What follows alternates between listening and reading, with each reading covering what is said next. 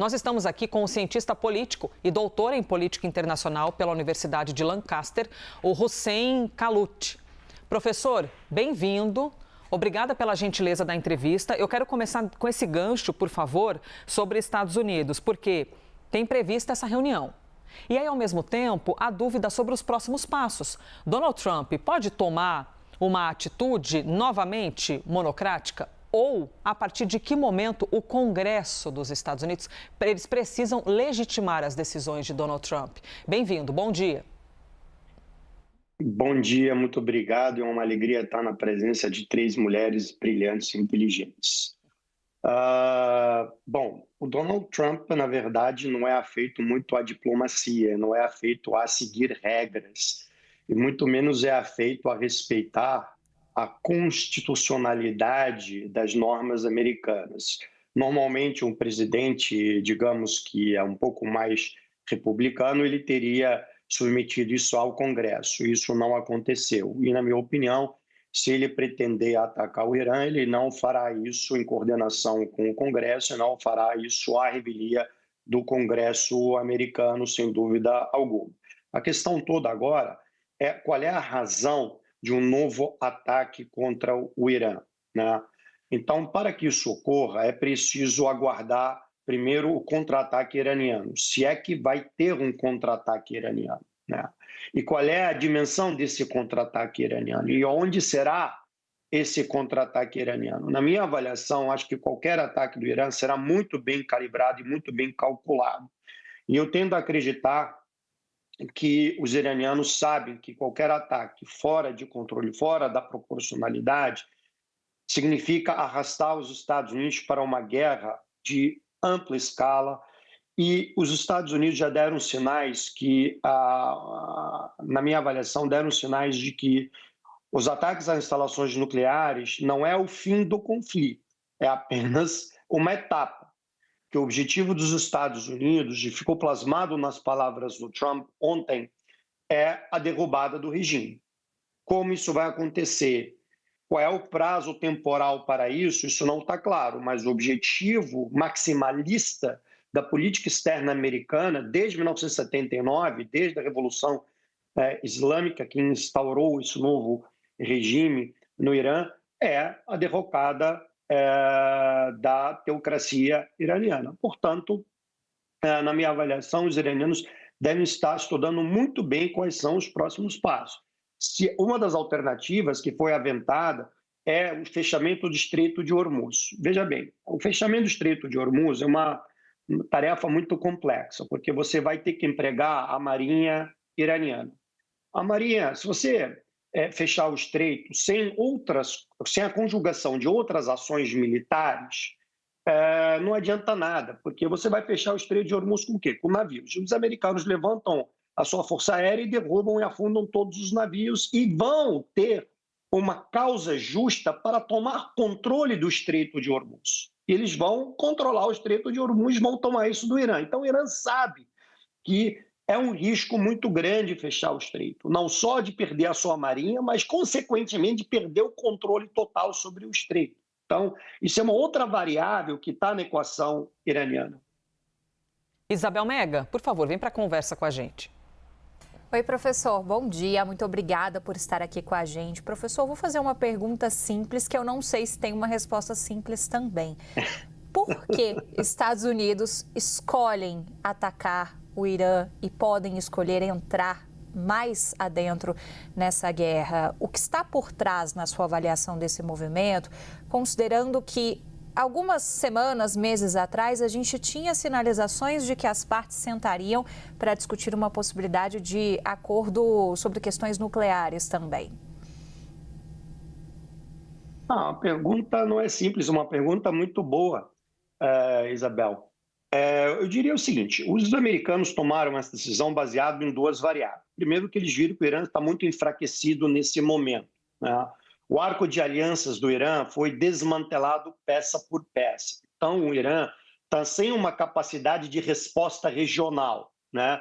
Sem capacidade de resposta a partir do Líbano, sem capacidade de resposta a partir da Síria, que são duas peças-chave, instrumentais, que estão na fronteira com Israel. Então, isso enfraqueceu sobremaneira o Irã.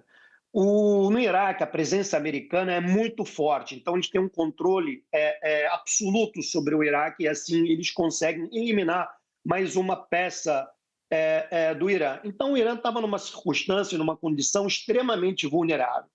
A capacidade de resistência do Irã basicamente seria as suas baterias antiaéreas. Bom, as baterias antiaéreas, o sistema de defesa antiaéreo iraniano, ele foi dizimado em questão basicamente de dias, né? Então, os Estados Unidos acabaram de entrar nessa equação por duas razões. Primeiro, o enfraquecimento, digamos, de todo o arco de aliança militar que envolta o Irã. E segundo, pelo sucesso inicial das operações militares israelenses. Isso que instigou o governo americano a entrar nessa operação militar. Segundo, tem um aspecto personalista de Donald Trump, né?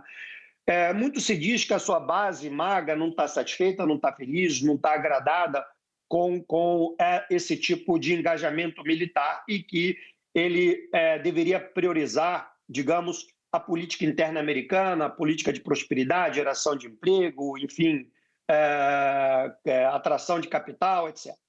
A questão toda é que o Trump não está preocupado com a sua base nesse momento. A preocupação central, ele sabe que não vai ser reeleito. A preocupação central dele está naquilo que ele traçou como a Golden Age de seu mandato. Os Estados Unidos vão entrar na Era de Ouro e ele quer ser o construtor dessa Era de Ouro, né?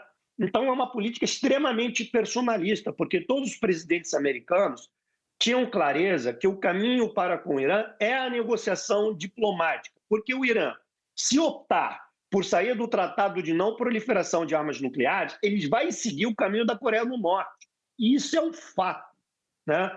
Então, na apresentação de vocês anteriormente, os inspetores das nações da Agência Internacional de Energia Atômica estão demandando retornar ao Irã para ir para Fordo avaliar o dano. É claro, qual é o objetivo? Avaliar o dano para reportar para as potências ocidentais se de fato as instalações foram destruídas ou não. Só que eu duvido que os iranianos permitam que os inspetores voltem para o Irã para fazerem essas inspeções. Então, o que determina a ação e o engajamento do Trump é dizer ou marcar na história dos Estados Unidos que foi o único presidente desde a Revolução Islâmica que tomou a iniciativa militar como instrumento de mudar o paradigma do Oriente Médio e de criar uma nova doutrina securitária, trazendo o Irã de volta para a constelação dos Estados Unidos como era pré-79. É isso. Olha, ouvir toda essa história, assim, ouvir sobre história geopolítica é sempre fascinante, mas é ao mesmo tempo horroroso. Porque a gente está num momento da linha do tempo, que essa história acontece à custa dos seres humanos, os civis que... Chega uma hora na guerra que você já não sabe mais quem tem o direito de atacar, quem tem o direito de responder, que regra é essa no meio de uma guerra, e os seres humanos, né, Clarissa? Sofrendo com tudo isso. Então, agradeço mais uma vez ao professor por estar com a gente, aqui nos ajudando a compreender tudo isso, Clarissa. Pois é, professor, eu gostaria de puxar um pouco o que o senhor estava mencionando agora a respeito da figura de Donald Trump, para olhar um pouco para o risco político envolvido para ele próprio, porque o presidente dos Estados Unidos, ele, querendo ou não, vem aí de uma campanha em que ele se comprometeu a não ingressar em conflitos de grandes proporções. Ele entra nessa guerra com um objetivo muito evidente, aí como que o senhor traz, só que ele também tem interesse em sair rapidamente dela, porque o risco envolvido para ele, até eleitoral, dentro dos Estados Unidos, claro que ele não vai disputar um outro mandato, mas falando aí da biografia dele, da ideia de se construir uma sucessão, isso pode ter um efeito significativo para ele, porque um risco ali de, por exemplo, a gente ter mortes de militares americanos com ataque a bases americanas ali no Oriente Médio, por exemplo, que é uma das ameaças, um dos riscos que está colocado no ar. Isso poderia aí impor um desgaste político também expressivo ao presidente americano, não? Clarissa, tua pergunta é muito oportuna. Eu entendo que ele calculou esse risco, sim. E sem dúvida nenhuma que a morte de soldados americanos será debitado na conta dele caso isso ocorra. Mas talvez seja isso que ele queira. em certa medida, porque ele vai ter a justificativa plena para mover uma guerra, para efetuar uma mudança de regime. E assim ele vai ter o apoio bipartidário no Congresso e vai ter o apoio de boa parte da população americana. Porque o Irã é visto por boa parte da sociedade americana como um inimigo visceral. Não há uma simpatia pelo Irã no meio da sociedade americana. A teocracia iraniana é vista como uma teocracia opressora por parte da população americana. É claro, então, haverá um custo, mas um custo cujo qual, no final das contas, se ele consegue ter o sucesso de derrubar o regime, isso pode ser a sua glorificação. É claro que há um risco, não há uma guerra sem assumir um risco, mas Donald Trump é como uma figura um pouco, digamos, especial, vamos dizer assim, para não dizer distópica. Ele é uma figura que toma riscos, né? Então, como a gente está vendo, ele basicamente está construindo um sistema internacional em que as regras valem pouco, o direito internacional também vale pouco. Você tem um anacronismo no sistema tarifário, você tem um anacronismo no Oriente Médio, no momento que os iranianos estavam na mesa de negociação propondo flexibilizar seu programa nuclear e propondo fazer concessões. Então, no fundo, ele assumiu comprar esse risco ao se envolver. E ele sabia das consequências. Ele sabe que os iranianos podem retaliar. Não é que ele decidiu fazer esse ataque e ele conta que os iranianos não vão retaliar. Ele está preparando a etapa subsequente, pós-retaliação, e qual vai ser a dimensão da ação militar americana pós-retaliação. Porque um Estado como os Estados Unidos, que tem um arcabouço securitário muito bem elaborado, com o Pentágono, Conselho de Segurança Nacional, Agência Central de Inteligência, entre outras tantas, já fizeram um planejamento para as 2 ou 3 etapas sucessivas de engajamento militar com o Irã. Não é? Eles estão aguardando agora a porrada para ver o que talvez podem fazer. Eles já estão estimando aonde são os possíveis contra-ataques do Irã, quais são os eventuais possíveis danos e quais são os possíveis contra-ataques ao contra-ataque iraniano. E, paralelamente a isso, a diplomacia americana está negociando os alvos. É importante entender isso. Não é que eles estão aguardando sem agir no campo diplomático, eles estão forçando os iranianos a voltarem à mesa em troca de, eventualmente, mais à frente, levantarem algumas sanções.